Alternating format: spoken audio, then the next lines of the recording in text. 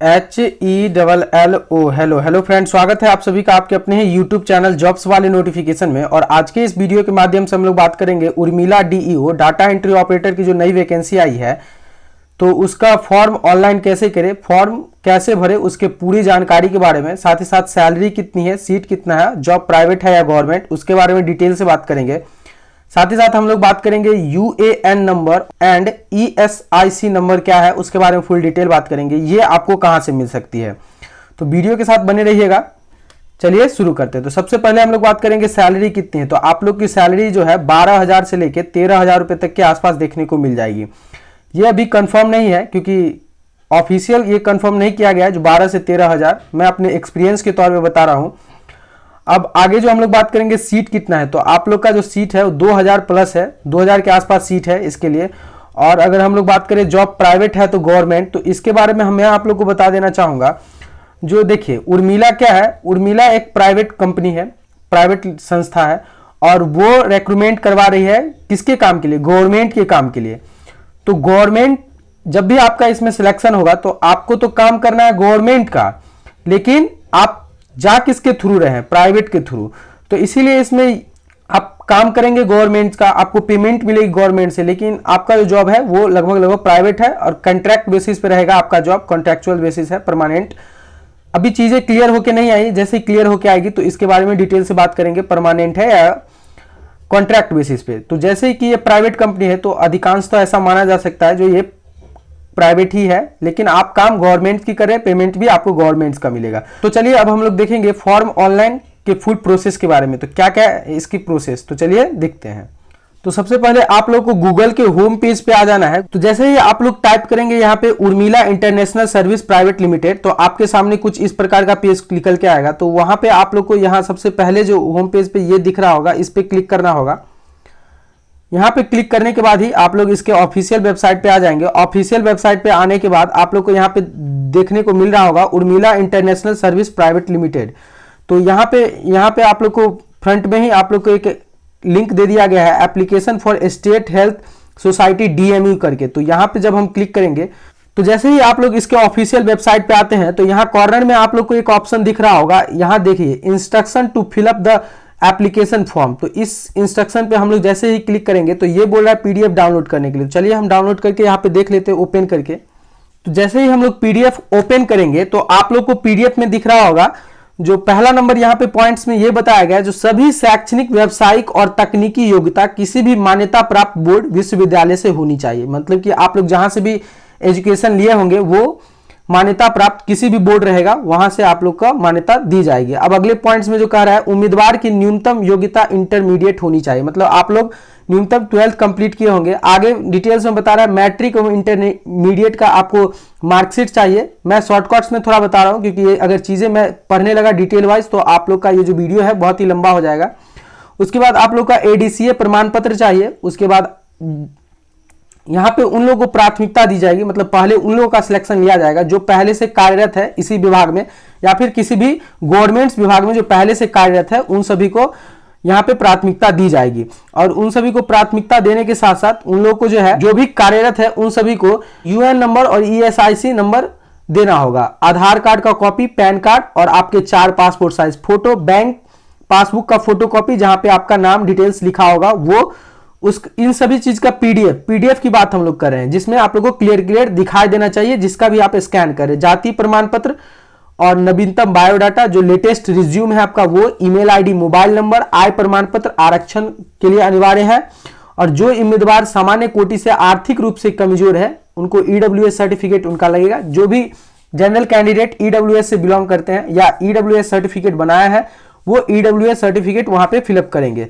उसके बाद यहाँ पे जो नीचे में सबसे बड़ा इंफॉर्मेशन ये दिया हुआ है, यही आप लोग का मेन है, जो सभी प्रमाण पत्र एवं दस्तावेज रूप देखने या पढ़े योग्य होने चाहिए, तभी वेबसाइट पे आप लोग अपलोड कीजिएगा। नहीं तो जिस भी डॉक्यूमेंट्स का आप PDF बनाते हैं वो उसमें चीजें साफ साफ नहीं दिखाई देगी, तो वहां कहीं ना कहीं आपका फॉर्म जो है रिजेक्ट कर दिया जाएगा। अब हम लोग बैक आएंगे, बैक आने के साथ ही यहाँ पे जो जितने डिटेल्स है उसको फिलअप करेंगे। तो पहला नंबर प्रोजेक्ट डिपार्टमेंट में आप लोग को सिलेक्ट करना है स्टेट हेल्थ सोसाइटी DMU, दूसरा नंबर में आप लोग को सिलेक्ट करना है डाटा एंट्री ऑपरेटर, तीसरा में एप्लीकेंट्स नाम, आप अपना नाम डालेंगे, यहाँ पे आप अपना डेट ऑफ बर्थ डालेंगे, यहाँ पे आप अपना आधार कार्ड नंबर डालेंगे, यहाँ पे आप अपना मोबाइल नंबर और यहाँ पे आप अपना ईमेल आईडी नंबर। यहाँ पे ध्यान देने योग्य बात यही है, जो आप जब भी अपना मोबाइल नंबर और ईमेल आईडी नंबर डाल रहे होंगे तो बहुत ही केयरफुल डालिएगा, क्योंकि मैसेजेस वहीं पे आते हैं। सारा खेल मोबाइल नंबर और ईमेल आईडी का ही होता है। जब भी कोई इंफॉर्मेशन टूटी, जो भी सही करना रहेगा मोबाइल नंबर और ईमेल आईडी से ही हो सकती है। तो इस सब को फिलअप करने के बाद आप लोग सबमिट पे क्लिक कीजिएगा। तो सबमिट पे क्लिक करने के बाद आप लोग के डिस्प्ले पे कुछ ऐसा देखने को मिल रहा होगा, जैसे यहाँ पे आप लोग का मोबाइल नंबर मांगा जा रहा है, यहाँ पे आप लोग का आधार कार्ड नंबर मांगा जा रहा है। तो चलिए यहाँ पे मैं अपना मोबाइल नंबर फिलअप कर देता हूं, साथ ही साथ मैं अपना आधार नंबर यहाँ पे फिलअप कर देता हूं।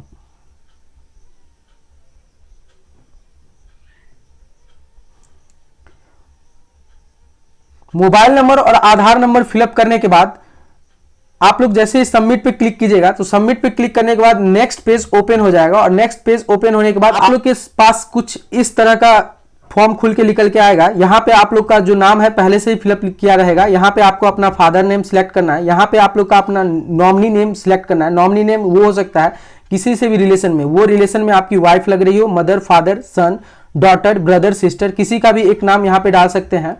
वो हो गया नॉमिनी नेम। उसके बाद सिलेक्ट करना है आपका जेंडर, आप जेंडर सिलेक्ट करना है। उसके बाद आप लोग को मैरिटल स्टेटस, तो उसमें आप लोग मैरिड और अनमैरिड सिलेक्ट कर सकते हैं। आप अपना ब्लड ग्रुप सिलेक्ट करेंगे। ब्लड ग्रुप सिलेक्ट करने के बाद आपकी नेशनलिटी ऑटोमेटिक इंडियन लिखी आएगी।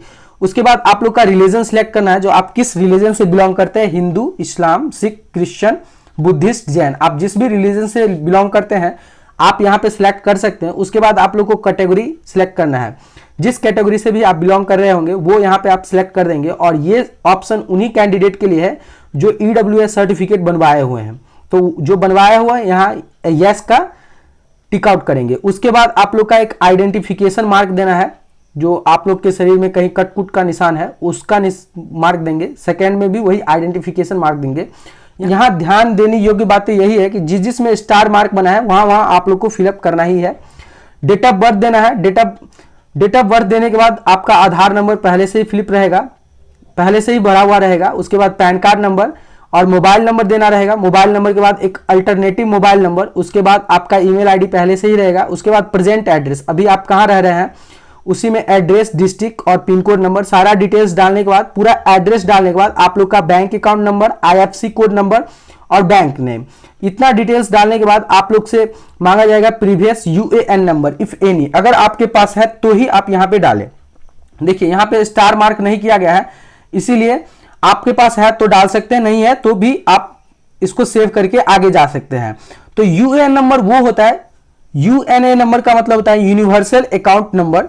इसमें क्या होता है, इससे पहले आप जहां भी जॉब कर रहे होंगे वहां आप लोग को PF मिलता है। जब आप नए किसी संस्था में जाएंगे जॉब करने के लिए तो उसका PF का फैसला निकलवाने में थोड़ा ज्यादा मुश्किल आती थी, इसीलिए एक UAN नंबर का निर्माण किया गया, जिसके तहत आपका PF अकाउंट जो है लिंक किया हो रहता है। जिस भी संस्था को छोड़ के आप दूसरे संस्था में काम करने के लिए जाएंगे वहां आप अपना UAN नंबर डाल देते हैं, तो आपका पीछे जो PF जमा हुआ रहेगा वो जिस कंपनी में पहले आप काम कर रहे थे और बाद में जिस कंपनी में काम करेंगे उसका PF उसमें मिलना चालू हो जाएगा। तो ये आपके लिए एक बेस्ट है UAN नंबर, आप यहाँ पे दे सकते हैं। स्टार मार्क नहीं है, देना नेसेसरी नहीं है। उसके बाद हम लोग यहाँ पे ESIC नंबर डालेंगे। तो ESIC नंबर अगर है आप लोग के पास तो आप लोग डाल सकते हैं। ESIC नंबर होता है, उसका फुल फॉर्म होता है एम्प्लॉइज स्टेट इंश्योरेंस कॉर्पोरेशन। एक तरह से इसको हेल्थ इंश्योरेंस भी कहेंगे। जिस भी एम्प्लॉय का सैलरी जो है 21,000 से कम रहती है तो उन सभी को ESIC नंबर दिया जाता है, जिसके तहत वो फ्री में अपना हेल्थ चेकअप करवा सकते हैं और भी बहुत सारी सुविधाएं मिलते हैं। तो अगर आपके पास है तो वो यहाँ पे डालेंगे। उसके बाद हम लोग नेक्स्ट करेंगे।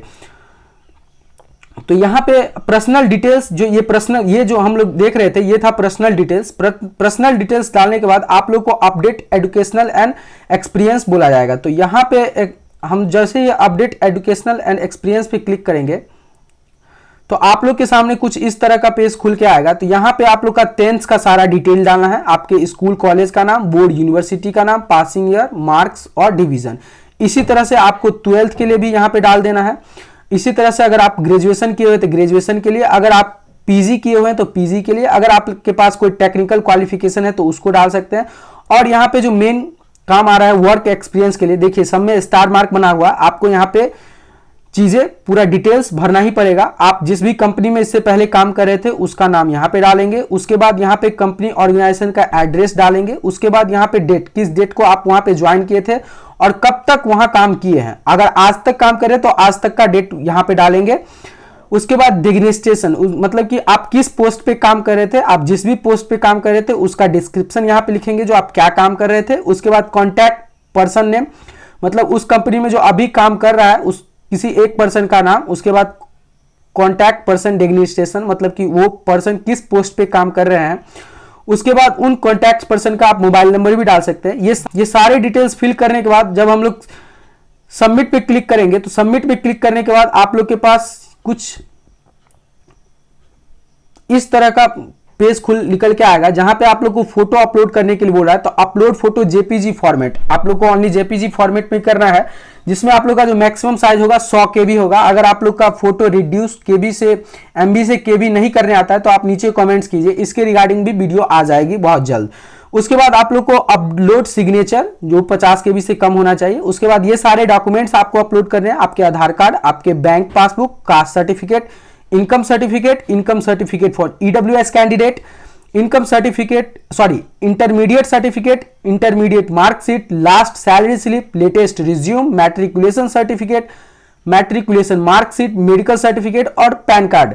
तो ये सारे डॉक्यूमेंट्स आप लोग यहाँ पे अपलोड करेंगे। तो अपलोड करने के लिए आप लोग को सिंपली से, अगर आप लोग आधार कार्ड का पीडीएफ अपलोड कर रहे हैं तो आधार कार्ड पे क्लिक करेंगे। आधार कार्ड पे क्लिक करने के बाद यहाँ पे डॉक्यूमेंट्स पे सिलेक्ट करके जिस भी फाइल्स में आपका डॉक्यूमेंट्स है यहाँ फाइल से वो क्लिक करके यहाँ पे अपलोड पे क्लिक करेंगे। तो जितना डॉक्यूमेंट्स हम बारी बारी से, जैसे आधार कार्ड हो गया, उसके बाद बैंक पासबुक, जितना डॉक्यूमेंट्स हम अपलोड करेंगे यहाँ नीचे में लाइन बाय लाइन करके दिखने लगेगा आपको जो कौन कौन सा डॉक्यूमेंट्स आप अपलोड किए हैं। और उसके बाद ये सारी चीजें हो जाने के बाद डिक्लेरेशन पे हम लोग आएंगे। डिक्लेरेशन में यहाँ पे आप लोग को एक छोटा सा चेक बॉक्स मिलेगा, इसको टिक आउट करने के बाद अगर आप लोग सबमिट कर देते हैं तो आप लोग का फॉर्म फाइनल सबमिट हो जाएगा। मैं यहाँ पे फॉर्म नहीं फिलअप करना हो क्योंकि मेरे पास सारी डॉक्यूमेंट्स नहीं है। जिस भी कैंडिडेट का मैं यहाँ पे फिलअप कर रहा था उनके पास सारी डॉक्यूमेंट्स नहीं है। बस आप लोग को एक बताने के लिए यहाँ पे मैं चीजें करके बताया हूं। तो अब उम्मीद है कि आप लोग को ये वीडियो समझ में आ गई होगी, सारी डिटेल समझ में आ गई होगी। अगर डिटेल समझ में आई है तो प्लीज वीडियो को लाइक कर दीजिएगा, साथ ही साथ सब्सक्राइब कर लीजिएगा हमारे इस चैनल को। तो चलिए, धन्यवाद।